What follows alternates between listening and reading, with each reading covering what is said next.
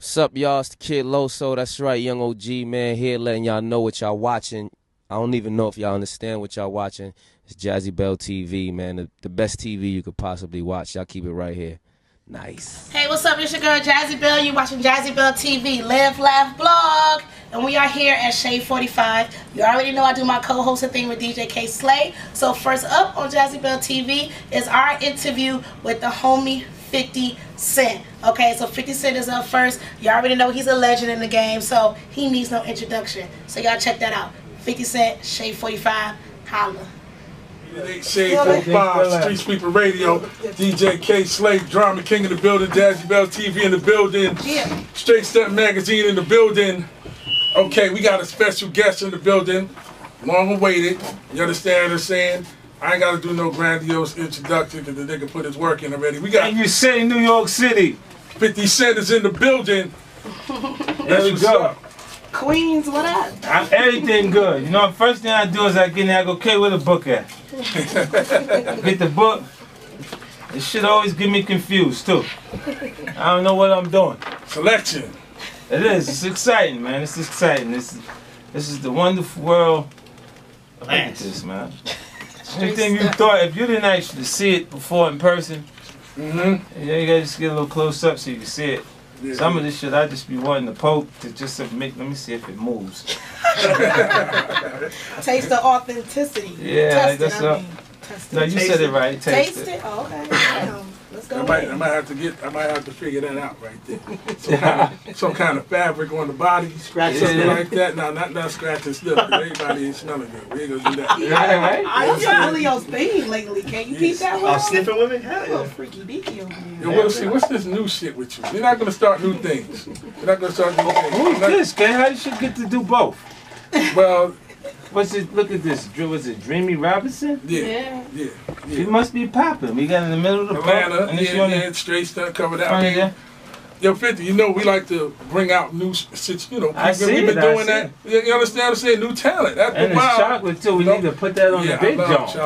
We need that on the big screen. I can't. Shout out to Dreamy Robinson. You understand what I'm saying? You know how we do, man. You gotta bring out the new talent. So official. You know? New talent. So official. So, why go through the motions? I mean, people sit there and they look. I don't give a fuck if you bought it, baby. It look good. I'm glad you got it. If you're gonna hustle it, if you're in the game, if you're hustling, cool. Just have the game plan. So if 30 years go by and it starts falling apart. Oh Lord. You understand what I'm saying? 30 years from now. I'm not even sure I want to talk to you 30 years from now. Shit get crazy, you know what I mean? Yeah, shit get fucked up. We be in stage 3, phase 3, right? We supposed to be doing real big and better things by then. And we still doing the same thing, you know what I mean? You gotta question yourself now. It's a fucked up hustle. Nah, I ain't gonna lie. When you know something good, my nigga, you might want to pay one of them visits for old time's sake, nigga. Oh, you already know? I don't even care. I'm a different kind. I'm a whole different breed. I mean, like Floyd's a different level with Super Trick. Super Trick status. That's how they do it. The biggest, the baddest. I mean, everybody do what they do. They're gonna do it the best. Yeah, he gonna do the best. Well, you know, that's what you tell your mother. Your mother said, "I don't know exactly what you want to be. Whatever you be the best at it." And Floyd got the crown at that right now. So you tricking? You just not the best. I just not a Super Trick. Okay. But I thought y'all was back cool again. We are. You know what I'm saying? Like, just look, right now, if he was right here, he'd be like, "Oh no." Look at the book and go, "Ooh." He go, "You know, Five, you know, I will spend a fortune. I don't give a motherfucker about it." Like, you know what I'm saying? You say that's what we get it. You gotta get it, you gotta live. You know what I'm saying? And true. We just got a different concept of look, she thinks he's tricking. He thinks he's stunning. You feel me, Gay? Like, it's from a different perspective. He don't care. He just want what he want. And he gonna get it, you know? Ain't nothing wrong with that. Yeah. Right? You know what I'm saying? There's a different way to approach me. And no, I got a different concept. I'm a cool motherfucker, man. I think she's supposed to get to me. Because you can. Because you 50 Cent. Nah, just because I'm a cool motherfucker, man. You know what I'm saying? The 50 Cent thing will work for some people. You know what I'm saying? But when you get in there, like, I think your confidence is the coolest trait to possess, right? Of course. And when you feel that way about yourself, then we become as attractive as attractive women. You know, and if you look, kind of be like, you know, it's obvious that there's things there that would be attractive about you when you're able to successfully maneuver through business and things like that. You know, that's stability is attractive, right? Definitely. So women appreciate it. Exude that confidence, guys. If you can't G it without celebrity, then oh, you shot. You shit is exactly. We know who you were before this shit happened. Exactly. Dirty nigga. Yeah, we know who you were. Tearing the porcelain up off the tub. You know, 88 Shade 45 Street Super Radio. So look, let's jump into a record off of Animal Ambition. Then we're gonna come back and build with you. We're gonna talk about the project. We're gonna talk about a couple of things going on. All right, well, do that. We're gonna get into this joint right here. It's called Chase the Pain. Oh no, this is Twisted right here. We're gonna get into Twisted. Let's do it. 88 Shade 45 Street Sweeper Radio, DJ K, Slate, Drama King in the building, Jazzie Belle TV in the building. What up, what up? 50 Cent is in the motherfucking building. Yeah, man. Okay? So name that joint is Twisted. Yep, that joint right there. It's a toast to success. We're just celebrating a little bit. Okay, that's You what's know up. what I mean? Like, because the theme of the album was prosperity, I tried to think of all the different ways that I could actually write, what different perspectives I could write it from. So, Okay. and that one I was just, it's the deal went the right way. Okay. You know, and we actually celebrated and the things that we would want to do in that time frame. That was the thought process with that one. I did another joint that I felt like was it was the World Cup, the NFL Super Bowl, it's the NBA playoffs. It's that point where the physical discipline the professional athlete has to place himself under is actually paying off that night. It's the winner circle. You know, so it's the professional fight too. Actually, that's the way I shot the music video. It's me and Ryan Martin. He's a young fighter under SMS Promotions. Okay. So I had to shoot both of us in order to create that energy for it. But that guy on the floor in the video is really the guy who fought that night. The kid hungry, man. Yeah, I ain't mad at that. So, the project, Animal Ambition, where did you get the title from? Yeah, what I was doing was thinking of a new way and a new version. It is a different process for me now. You know, like I have to have a concept for the record in order to start writing and have things come out the way I needed to. Like in the past, I could just walk in and just do it, but then now it feels a little unbalanced because I got a life that people are aware of, and then the life that they're not behind the scenes, the business opportunities, adventures that they see. They only see the marketing and promotion part. They don't actually see what we're doing, the things that we're not involved in from a promotional perspective. You know? So who else we got featured on that project, man? Oh man, I got that Irregular Heartbeat, me and Jadakiss on the joint, me, Jadakiss and Kid. And then I did Chase the Paper with Prodigy and Kid and Styles was on the joint. And that was because I went to Yonkers to get the record. Like I went to him, I said, "Nah, don't send it. I don't As you should. want it online. I'm gonna come out there." Yeah. And when I came and I played the music, and Styles was like, "Yo, I like that joint." You know what I'm saying? He was into it, and I was like, "Yeah." And he's like, "Yeah." I said, "On it, and get on it." You know what I'm saying? Like I gave to him because I let him jump on the joint because even the concept for the music video made sense. Like it was. The only time you would have seen the energy that you see from the bikes and stuff like that in the early stages would have been Rough Riders. True. You know, so even bike culture was represented by their brand in the portion of in the early hip hop. You know what I mean? So now it made sense for him to be in the video too, like image wise. It just felt like it was my opportunity to make a Rough Riders joint. Okay, yeah. You know? So how many tracks is on the project? It's 11 cuts and then 3 bonus cuts. Okay. One of the bonus cuts is me and Schoolboy Q. Nice. Yeah, so I got some things that I had fun making this one. What about that joint you played, that record that's going to take you to the Michael Jackson plateau? I know you put that motherfucker on there, you held it. No, I held it. That's all. Yo, that's immortal. This motherfucker has this What is it, record. Kay? I can't, come on now, I'm not. I know. You talk about Animal Ambition right now. Yeah. I'll just make it. If it was on there, then I was going, but another story for another day. Yeah, they'll feel different. They'll understand that this was something I needed to do before releasing Street King Immortal because like what gets in the way a lot of times is they'll look, and the success really is a block for them. Like they'll look and they'll go, well, you're rich so you're not hungry. Exactly. You're rich so you don't actually, you can't write the same thing. When interesting enough, I spent the larger portion of my time without money than with money, and when you actually make it somewhere, you'll find the significance in how far you've made it. And you start to think about, look, like how it was versus where you at now, how hard you worked to get here. Like if you don't see a consistency in me actually being out relevant and at work, then even on the release week, you'll see this album will come out June 3rd, June 7th. I got a television show premiering on the Stars Network that I worked on 2 years ago. Okay. Nice. You know what I mean? Like it's finally actually coming on, but it's been 2 years in process for me to get it to where it's at right now. So you've been working. Yeah, I've been doing that, and it's like a lot of times I'll put myself in a position where, I mean, you would say it's an uncomfortable position to be somewhere where you're not all the way informed. You know what I'm saying? And a lot of times artists are not prone to being in a confused state, or like in a state where you don't actually know everything in your surroundings, and you know, and I'm not afraid of that. I'll get in there and I'll learn the information that I need. Like I made it my business to read contracts that I didn't understand. You know what I'm saying? Until the actual language in the contracts becomes so comfortable because I've figured out what they meant. Those terminologies that the lawyers are using at different points, and now I understand all of it.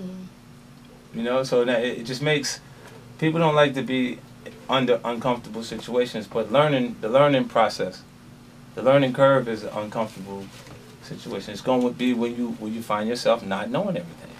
Real talk. Yeah. And even being able to recognize when in the contract they tell you what's 3 plus 4, you go 7, and then wait 2 pages later to ask you what's 5 plus 2. Yeah. To try to get you to trip. Like they ask you the same Same shit but question in a different different language, way. trying to get you to slip up. Now here you done cost yourself a couple of fucking $1,000. Cause you're not paying attention now. You're gonna let it fly.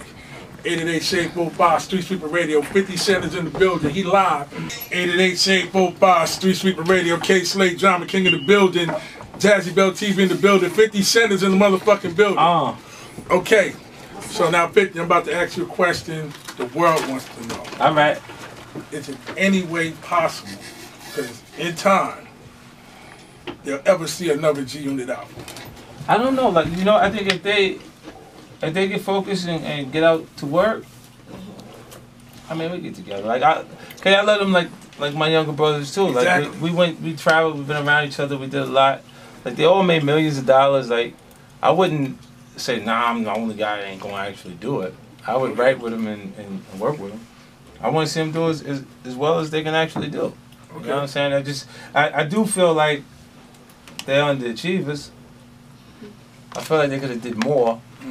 You know what I'm saying? And if there's a possibility for them to get out there and do it still, it's just with the kind of momentum they had on their own, like you talking about a group that doesn't have anyone that didn't sell 1 million records in it. You know what I'm saying? Like, even the people I don't like from that portion of it, like Game's record sold 5 million records. Right. You know what I'm saying? So, and it's the timing that they actually released, because it was like, well, Banks did 3 million. Yeah. The actual G-Unit album sold 3 million copies, and then they actually went to do the solo projects immediately after. What happens is, I anticipated success, not, to be honest, not at so much success at that point, because, you know, how many black artists you know sell 13 million records? True. You gotta have a double CD called Eyes on Me and get killed. Tupac, you got to, you know what I'm saying? Like, the only one we could point to got a diamond. Yeah. So to do it back to back, it's like it's a lot. And then the momentum there, the artists associated, the people that's there, I put them out so fast that everyone identified with who everybody was. Like, D12 still don't, people can't actually give me everybody's name. You know what I mean? St. Lunatics too, because they spent 2 full terms with the head guy of that crew having hugely successful projects. Like Nelly was selling 7 million records, so while he's doing that, they Nelly's homeboys on the stage. And then the next album comes, because they want that next album. They don't want the group album. Like, they didn't want the G-Unit record. They wanted the Massacre. You know what I mean? Because the collective album, the group album could have shifted my popularity. And we sold less records because we did that instead of coming back with that solo again. Exactly. You know, so they didn't want to risk that. Like, and then it just, I made it. I was like, no, I got to get them on. You know, and then while the fire's burning. Yeah, and then it got everybody off and running. They'll go, even when they don't see them, these guys' houses is like 1.3 and $2 million. Easy. You know what I mean? So that, like, their level, they're broke as I can't go spend a few $100,000 right now. Like, but they not just hungry. running around. They not hungry at all. Like, The team is not starving. I'm gonna see it a little bit. Like, you know, the guys that they were putting in this competition at the moment haven't sold 1 million records one time. Right. So they haven't seen that check once. Now, I want to see it happen. I want to hear it happen. That's me. You understand? I'm speaking out for the culture. I'm a fan of the shit too. You understand what I'm saying? I think it'd be something interesting, like, because I never guided every song on the Junior records. I always let them do things and take the highlights from everything that they did to build it, like to put the record together and go, yo, so this is it right here. Like, TOS was one of my favorite joints like that, because everybody contributed to it being what it was. You know what I mean? Like, it was no. This is how some of the artists went rap first instead of me rapping first. When at that point it's obvious that I'm the person they would want to hear rap first. It's easier for the DJ to play the record when my voice comes on.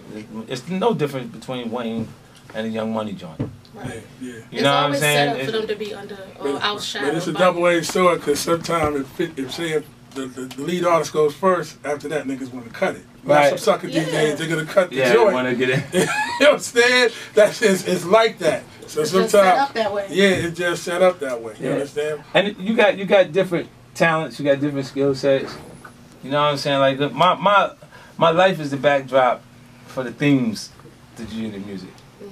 And then you know, you got like Banks. There was a point I told Banks, I said, yo, what you should do? You should rap for the girls. He was mad as a motherfucker. He was like, what? Like, why you say that? Like, you know what I'm saying? He didn't understand it. But like, that's what Fabulous does. Exactly. You know what I'm saying? Like, that's what, you know, like, I think that they do that better than a lot of the other artists that are there. You know what I'm saying? So they, at that angle, when he like that, you was in Lamarine or something, it's easy work for him. You know what I'm saying? Because that's where his head is at. You know what I mean? Like, and I like that from them. I don't like when they actually start getting really like aggressive. It doesn't impact the same, because it doesn't register to me from their personalities. It's like, we're all different. We would all have different roles if we were just in the neighborhood. You know what I'm saying? Like, and for me, I would like it if one of them was 50 Cent, and I could have just handled the business. Wow, that's deep. You see what I'm saying? Like, and I just did that part. Like, you didn't have to run around and be the star of the show at the same time. I could have let.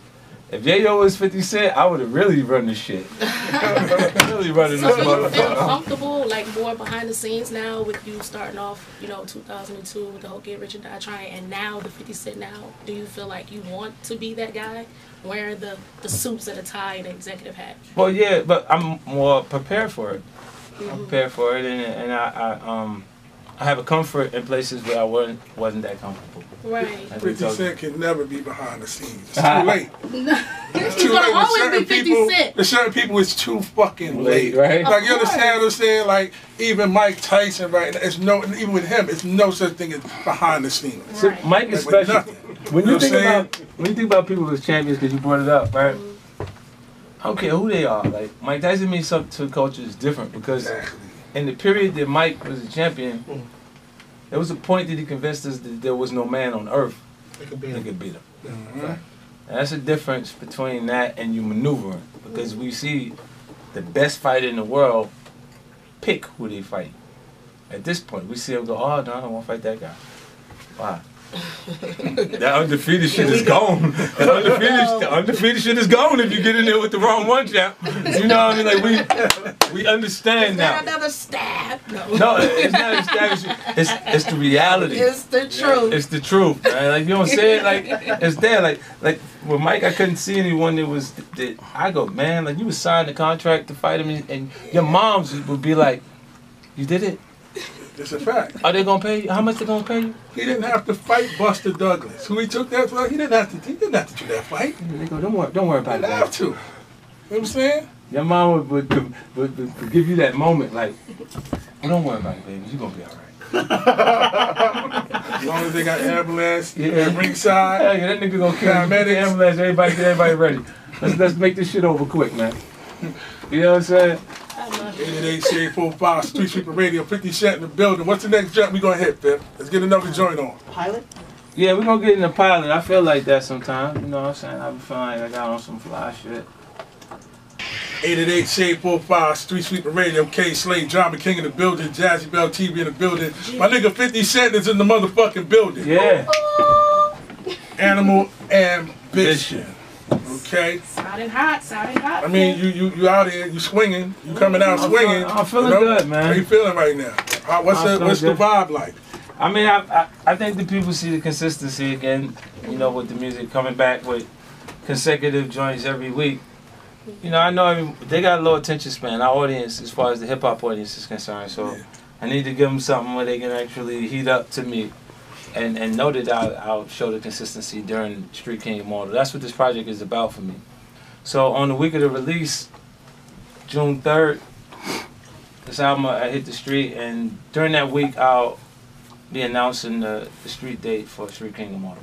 Okay, so this is just like the warm-up. Advertising. Yeah, but it was done as a full album. Like I wrote it like a record, so I presented it that way, but I needed it to happen in order to get to the part. Like I was saying, when you got people that have a block, they're not hearing things correctly because of success that they want for themselves. Mm-hmm. You know what I'm saying? And then you go, okay, so the guy that's in our culture right now, that the biggest restraint is a financial restraint. Coming out of low income situations. I'm talking about myself prior to success. You know what I mean? And he's writing the highest level of living or the flyest things that he would have or what he would get. At different points he's utilizing his personal preference and taste and things that he knows that are out there. Like he'll have a Rolls Royce rave in the actual verse, but he ain't got one in the yard yet. Yeah. You know, and it's because we aspire to have and live life on the highest level. It's the reason why this project is so relevant, is because it's about prosperity, moving to the next level, and being ambitious and different, and there's positive things about our culture that people don't actually focus on, you know. Of course. But if it's okay for the guy who doesn't have it to write that he actually has the money. So when I say things that relate to where I'm at right now, it's already been said. Because the guy that doesn't have money is rapping about where I'm at financially. Fucking great point. Then what do I actually write? Great fucking point. You see what I'm saying? Like it's all there. Like they cover that pretty much, because they look and say, well, what would I actually get? Like, you know, people spend their money before they get it. Like, yeah. Yeah. And now you got it, Fit. Yeah, so it's cool. Two more questions I want to ask you. One, at this point, why you feel you even want to rap? Like you don't have, like everybody goes, 50 don't even have to. Why do you? Like tell the world. Like I know a passion is a passion, but I want to know from your point of view, why do you even care? I love it. I love it. You know what I mean? And the little things, the simple things that I actually do are more effective than the thing when I take time and do something complex. Like when I say I love you like a fat kid loves cake, or go short, it's your birthday. It's that simple. The more complex things that I said, it went over their head and didn't mean anything. You know what I'm saying? And that feels like magic to me, Kay. Like for me to spend 30 or 45 minutes in the studio writing, and then to create something that the world embraces and enjoys at different points. When you have a song that comes on at 1 o'clock in the morning in a nightclub, you know which one I'm talking about. It's the one where the whole place shakes. Mm-hmm. When you feel that feeling, it's a high connected to it that I don't think you can match it with a molly. I don't even get matching with the drug. Like I watch you when you rolling. When they rolling on the joint, it don't look like what that feel like to me. You know what I'm saying? Like it just, I'm watching it and I'm like, okay, nah, that ain't it. Can't get that there. I got to go write another one. There you go. You know gotta do another one. You may not receive the same compensation because you can't have the success I've had in the past with the sales on these records now. Like it's impossible for you to sell 13 million records. Especially in this about market. one record, the singles and shit like that. Yeah. But if I make that song that makes you feel, that provokes you, or actually makes somebody want to actually do something with themselves, right? Then I feel like I did something, right? That's why this whole project is about prosperity. Join the winner circle, man. Come on. There's room for more winners to be here. Like, and our culture is stronger than it was when I actually came. Bring it back. The touring, I've opened markets. I've been, like right now, even in Africa, in Abuja, where, you know, they done kidnapped these girls and stuff like that. I've traveled touring there. I've been to Wari, Africa. Places that Shell just been ran out by the rebels. You know what I'm saying? They say 50 breaks the Wari jinx. Because I'm there the day after. You know what I'm saying? And it's like, I ain't gonna lie to you, it's a bank job. I'm there for about 30 minutes, about 500,000. I'll never forget the time I seen y'all niggas going, I mean, when it was on, I seen y'all niggas on that, going to Iraq. Yeah. Banks had the look on his face like, why I follow this 50 Cent I want to do it. Yo, that shit was so funny when I seen it. These niggas is in one of them army helicopters. Yeah, I ain't gonna lie to you. Flying, I looked at you, I said, this nigga, they out of here. I said, their brains is fried. Because the nigga couldn't pay me nothing. Look, I got a chance to look at M's project, like that Marshall Mathers LPK, and they had all the flags around it. And I said, I want that. Now I know I got to go door to door to get it. M would do it from the crib. You know what I'm saying? Because he means that much to our culture. Check this out. We wouldn't have grown as fast as we've grown as an art form without someone that people look at and see themselves. Look at who's actually buying the music. True. You see what I'm saying? There's people out there that go, yo, you know, you ask them who they, yeah, I like hip-hop music. Who? Eminem. Immediately, straight to Eminem. Like, you know, like they're not sure if they like anything else. But Eminem. Because that's where they see themselves fitting into our culture. Exactly. You see what I'm saying? And then, I appreciate it. I love him. I don't think he gets the credit that he deserves on some levels because he really is that good. Literally, if you put him face to face with these guys that you think are no joke, yeah, he'll give him an ass whooping, kind of ass whooping, and ready for it. What about you? Do you feel you get the credit that you deserve when it comes to the culture and hip hop and what you? You know what happens? Look, because of the aggression in my material, because I wrote things that really relate to what I was experiencing, it's more aggressive than what they've seen in the past. Okay, like this is why it actually impacted. Like think about like why I'm putting together Get Rich or Die Trying. Why I'm saying the things that I'm saying. Everybody's still available. Everybody's still on the street, involved. All parties involved. This is why it wasn't a whole lot of love from New York City artists for me because they already had a relationship with an artist that sold more records than me. They couldn't just go. It didn't make good business sense for them. They was like, let's stick with the relationship we got with the guy that actually sells records already, before we go kicking it and building a new relationship with this guy because we like the way he sounds.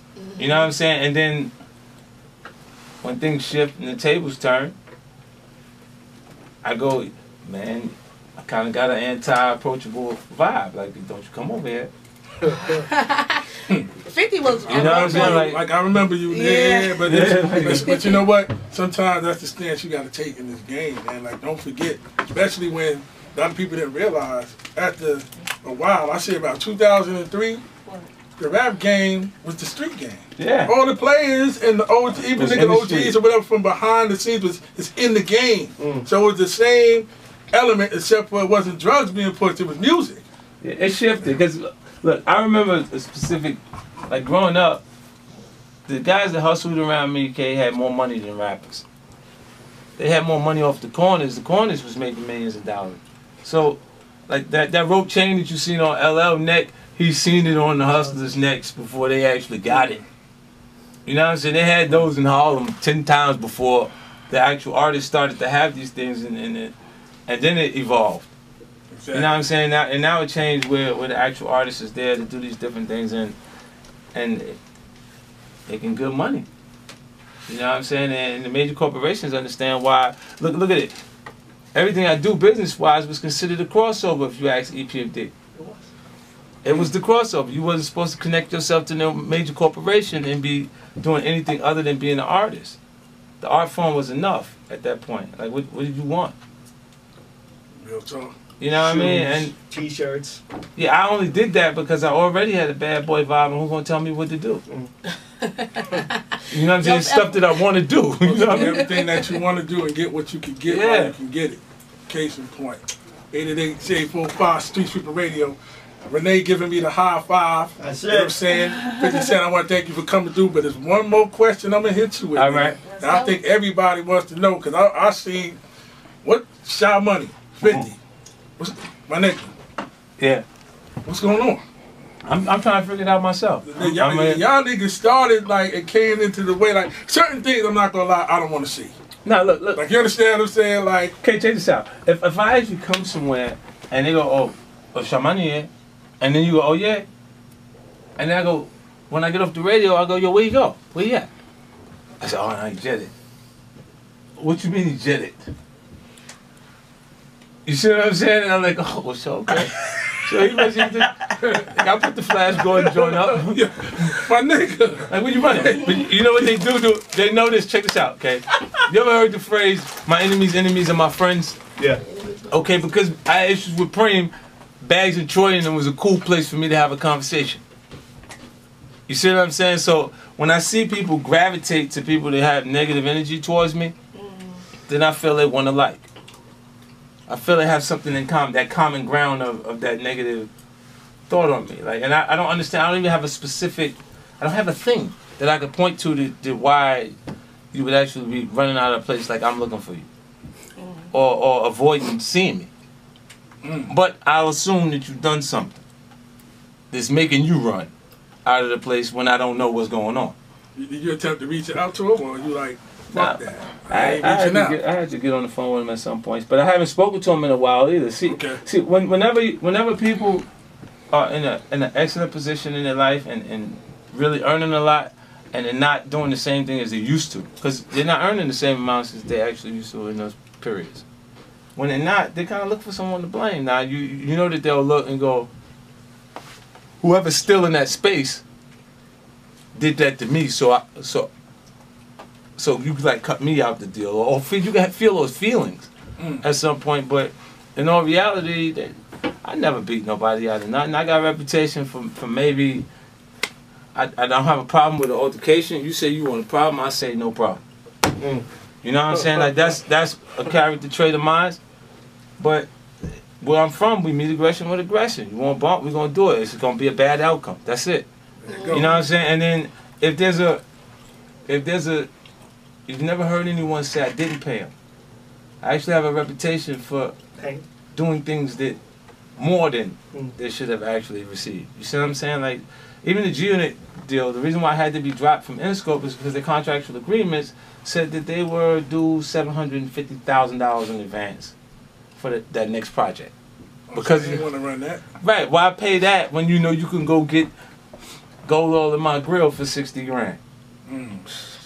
You know, like that new guy that comes out, catch that record that's happening and pay 60,000, get him in advance, and he gonna keep going. And you gonna keep winning like that. Like they would earn the same money from that caliber artist that's coming. You know, like nowadays there's no artist development case, so you're gonna get a lot of one records. Like a lot of guys come show up with one record and then they're gone. Cause they ain't been bumped around enough. You know what I'm saying? I came 97, Glow of Love, me and Jam After J. And then it took to 2003 before I'm actually ready. I did the first record that UGK did with a New York City artist, with Bun. But I did As the World Turns with them in '98. You see what I'm saying? And it wasn't because I was strategically thinking of how can I sell records to the South. It's because I like them. You see what I'm saying? I just like their style. I like the artist. So I'm like, yo, I gotta get them on the record with me. This is why Pimp C will always look and go, oh man, they said they're gonna do this and do that when they see him, and then he jumped off the stage, walked right in front of them fools. Ain't nobody move. 888-645 Street Sweeper Radio, 50 Cent, Animal Ambition, June 3rd. Make sure y'all pick that up. Again, thank you for coming through. Renee, I got you, my nigga. I see your face. I got you. What are we going to ride out to? What's the ride out to? We'll get to that irregular heartbeat. You know how they see you, niggas scared. What's up? It's the kid 50 Cent. And you're watching Jazzie Belle TV. Keep it locked right here. Hey, what's up? It's your girl Jazzie Belle. You're watching Jazzie Belle TV, Live, Laugh, Blog. And I'm here with the one and only 50 Cent. What's up, 50? Ah, man, everything good, man. I ain't gonna lie to you. That booty got me on this TV show. Look, where you sitting on the gold mine? Thank you very much. I got a bright future behind me. What would you say? But 50, you know, we go way back. You pretty much saw me when I started my whole modeling career. Yeah, and now doing the whole TV and radio with K Slay. So thank you, because you always give great advice. It's always working. Like I see, you know what? I see the girls when they come in the very beginning, because we work on so many projects. It was not my project. It was something connected to G-Unit and other things happening that I get a chance to see it like everybody. Like I look through the book, I go, I know her. We did something with her. I'm just figuring out which one or what it was, you know. And then a lot of them don't quite find themselves or figure out exactly what they want to do within entertainment. There's so many places that they have skill sets and abilities to actually break. They just gotta tap into what makes sense for them. So that's where I'm at, Jazzie Belle TV. So thanks for coming. So let's get right into it.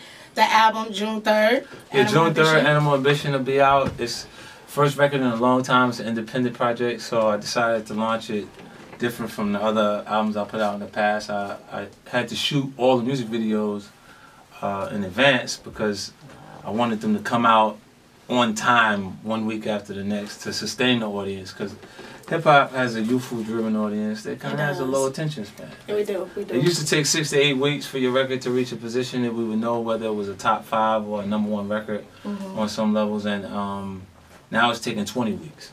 So it shows you how technology has changed, and people are receiving the music faster, but it's taking longer for it to actually be a hit at radio so they can feel it the same.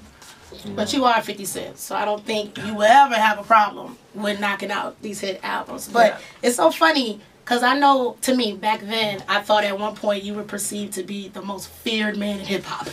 You know what's cool? Like K Slay will slap your favorite DJ. To me, 50 Cent was, I will fucking slap your favorite rapper. And I worked to try and break that up. Because it was to break it up now. Everything in public perception is also in corporate, it's in the office. Which, you know what I mean? So I tried to, that period of time that I spent not actually releasing music helped. Because they see me in business, so my aura would be, there's people that go, 50 Cent, what do you think when you think 50 Cent? They go, businessman. Exactly. Because they're seeing me on different platforms and different formats and things working out. And that was my question. Like, how do you feel you are perceived now in like, period, rather it's in hip-hop or in business? I'd like to be perceived as a person, an entrepreneur, and you know, for people to take note of me not being afraid to take chances at points, because it's a more memorable portion of a person's character than for you to. The guy that's like this all the time in my neighborhood gets his face shot off because somebody believes you. Absolutely. And when they believe you, they gotta go after you. Absolutely. You see what I'm saying? And then it just doesn't make sense for me to continue to try and support that. I try to break it up. Don't make me. And I see this with this mixtape that you have out now. You seem very happy and just up to your success. How you got one too? This is straight stunting. You just saw some ass in the hallway. You know how we do a K Slay, baby. I'm gonna keep it real with you. I know her. Her name Kat. Yeah, we did your video together. Yeah, a long time One of them, yeah, feels good. We need some more of that chocolate in the joint. So listen, I'm just going to wrap this up with some of the questions that what I call confessionals. Tell me, what do you think is the biggest misconception about 50 Cent? Probably that I have bad intentions. Bad intentions? You know, I don't have anything that... I don't go looking for trouble, but if somebody does something, I'm going to respond to it. It's not like these guys are... I don't believe... Look, a lot of them haven't been through the same... Ain't been bumped around in process getting here. The same way. So they won't be able to make the adjustments. That under real circumstances, like you ain't never had a situation... A lot of them haven't been in situations where it's not, do you think... No, I'm sure he's gonna be there. Every time, if I know they're there, then you're gonna be there until it's a bad outcome when it gets to that point. But I'm just certain that they haven't been under those those circumstances before these guys. What is a pet peeve for you? What bothers you the most? What bothers me the most? You know what? It's for Like people. you hate it. Pet peeve. Entitlement.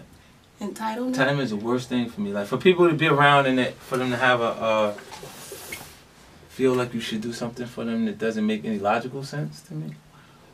Obligation. Like, just, I mean, even if you could came up with the person, y'all grew up together, and they watching your progress and they go, well, you did this, you made this much, so you could have bought me a house. For what? Because you was the homie next door? Yeah, because, nah, but I've been with you the whole time. Like, so, what are you saying, for moral support? You want a mansion for moral support? I love it. Get the fuck out of here. Like, I don't care what kind of money you making, you ain't going to want to do that. It doesn't make logical sense. It doesn't. You know, but when people have that thing there, like it's almost where their expectations can't be met. Mm-hmm. You know what I'm saying? Because you probably could never make them happy. That entitlement is like you give them that, and then there's always something else. Something new, like the new rave comes out, like the new car comes, and then you look and you go, why I can't have one of those? I mean, you got that with no problem. You can get that with me with no problem. See? And you go, is that how your mind works? Like I don't have anyone that I can go to.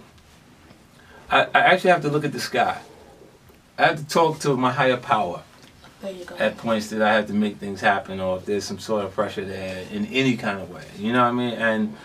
And my pressure is on a different level. It may be $100 million invested into the company or something that's there, and I have to make decisions that, you know, you say, well, I'm just praying my instincts are right. Right. You know what I mean? Because you have a gut feeling it ain't the right one. Right. You know, and so you have you to rely on you. Right. So like, how do you, like, who else? Most grown men rely on themselves, because he would be within tradition. He would be what the family relies on. Absolutely. You know what I'm saying? If you can't be that for yourself, then then you're not quite a man. Exactly. When are you the most happiest, 50? I'm probably the most happiest when I'm doing something that nobody really. I can be more happy on your couch, just at a regular,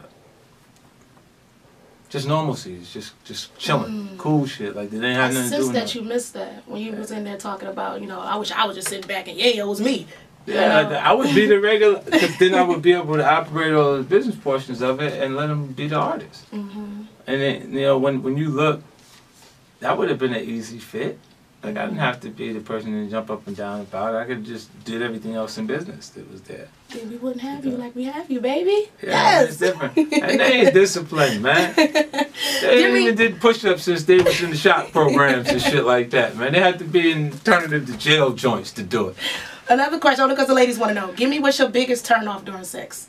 Biggest turn-off during sex? Yes. Yeah. Probably what's her name? If the woman is